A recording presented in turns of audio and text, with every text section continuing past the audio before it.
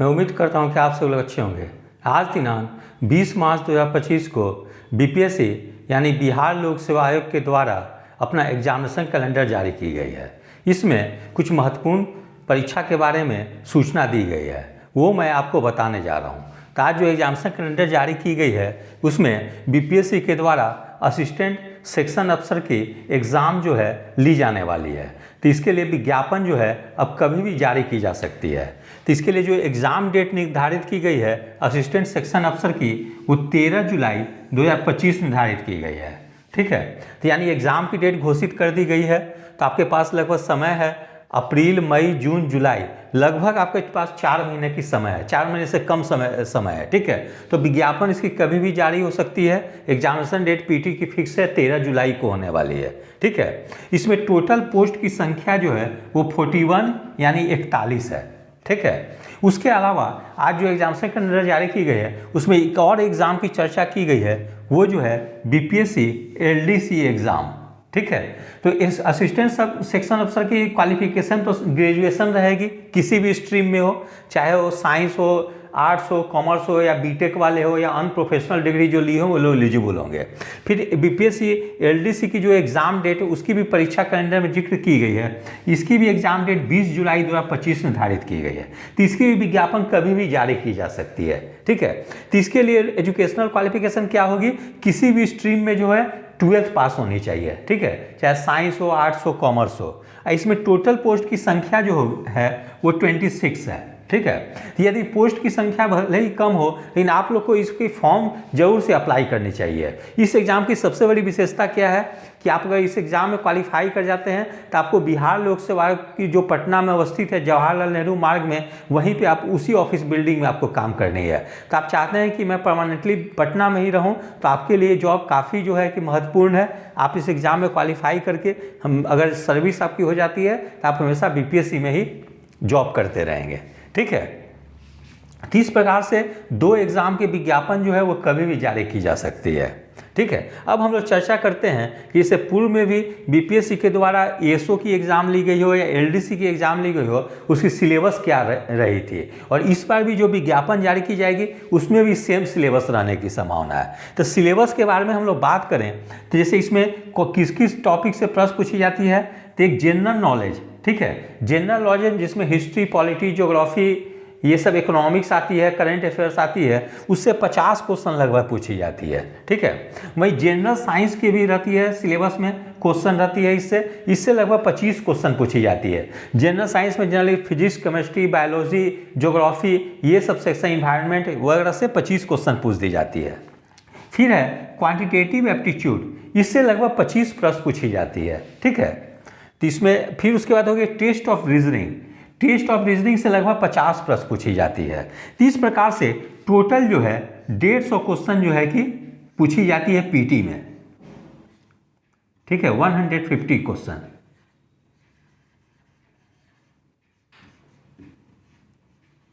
लगभग 150 क्वेश्चंस पूछी जाती है। ठीक है, तो परीक्षा जो होती है 2 फेज में होती है।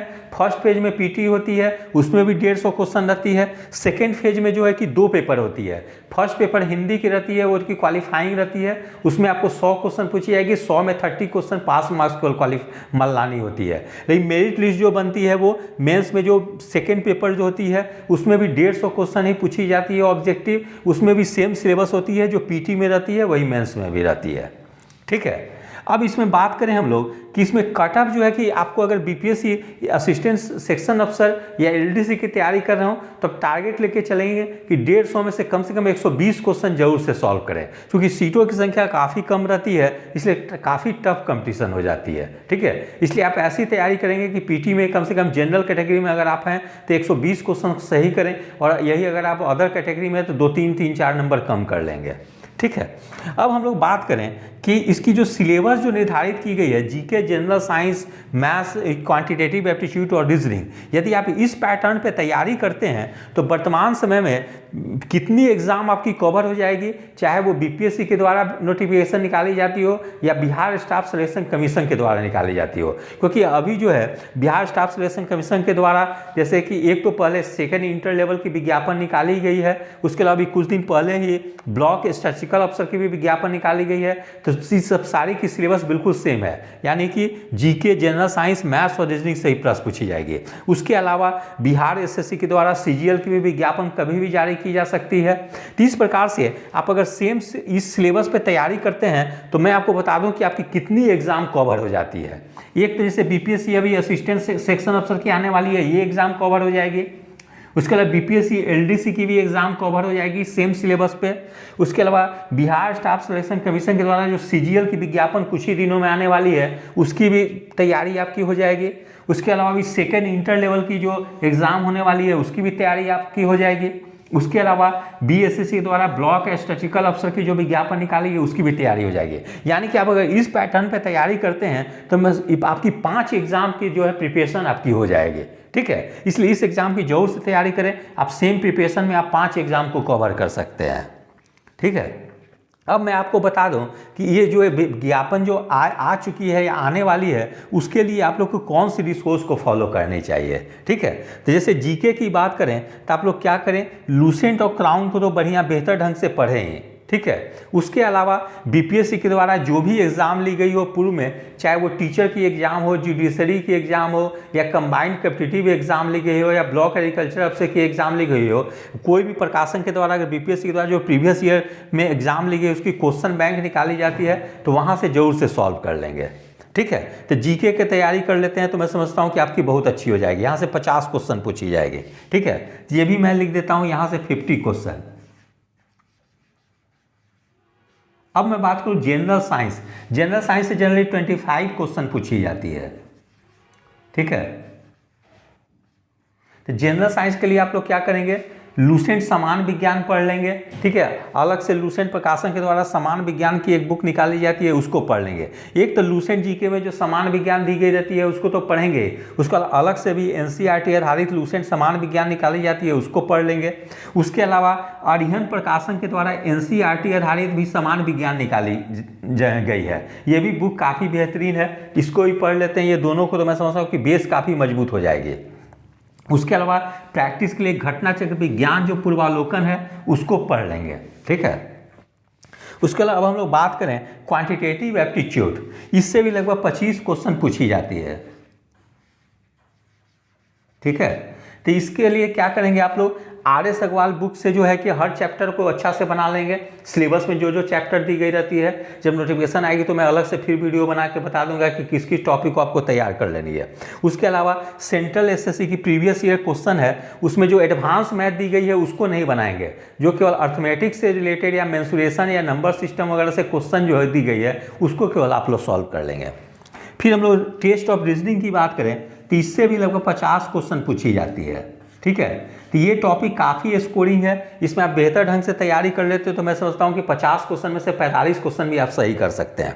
तो इसके लिए क्या करेंगे कि रीजनिंग की जो लूसेंट प्रकाशन जो है उसके द्वारा रीजनिंग की बुक निकाली जाती है, वो काफ़ी बेहतरीन बुक है। अगर किसी भी स्टूडेंट की बेसिक भी कमजोर हो तो अगर वो लूसेंट की टेस्ट ऑफ रीजनिंग से तैयारी कर लेते हैं तो मैं समझता हूँ कि बेसिक और कंसेप्ट बिल्कुल क्लियर हो जाएगी।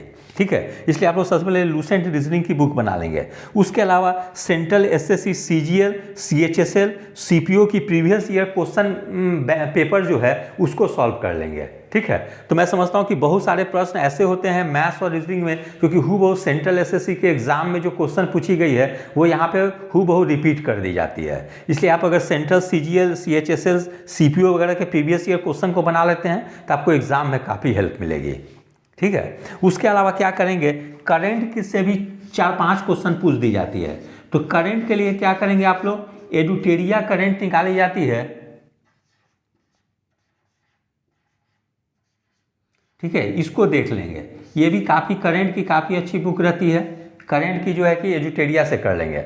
उसके अलावा प्रैक्टिस पेपर भी क्या करेंगे, तो मार्केट में बहुत सारी प्रैक्टिस पेपर निकाली जाती है, इसमें सबसे बेहतरीन रहती है कि सबसे पहले आप क्या करें कि बीपीएससी के द्वारा पूर्व में जो बीपीएससी एएसओ की एग्जाम ली गई हो उसके प्रीवियस ईयर क्वेश्चन को बना लें। फिर बीएसएससी के द्वारा जो प्रीवियस ईयर एग्जाम ली गई हो, चाहे फर्स्ट सीजीएल हो, सेकंड सीजीएल हो, थर्ड सीजीएल हो और फर्स्ट इंटर लेवल हो, ये सब के प्रीवियस ईयर क्वेश्चन को बना लें। उसके बाद प्लेटफॉर्म प्रकाशन के द्वारा भी बहुत सारी मॉडल सेट निकाली जाती है, उसको बना लेंगे। लेकिन मॉडल सेट सबसे लास्ट में बनाएंगे जब आपकी बिल्कुल बेसिक और कंसेप्ट क्लियर हो जाएगी। तो इस प्रकार से मैंने जो सोर्स जो बताया है उसको फॉलो करते हैं तो ना सिर्फ आप सेलेक्टेड होंगे बल्कि टॉप रैंक में भी आएंगे। और ये जो एक साथ 5 एग्जाम आपकी कवर हो जाएगी, क्योंकि ये 5 एग्जाम जो है कि बिल्कुल सेम सिलेबस पे ही क्वेश्चन पूछी जाती है। ठीक है, तो विज्ञापन आपकी आनी निश्चित रूप से है, एग्जाम डेट बता दी गई है, इसलिए आप लोग अभी से इसकी तैयारी में लग जाएं और बिल्कुल समय ना बर्बाद करें। यदि आप सभी लोग को मेरा चैनल अच्छा लगा हो, इसे लाइक से और सब्सक्राइब करें। धन्यवाद, टेक केयर।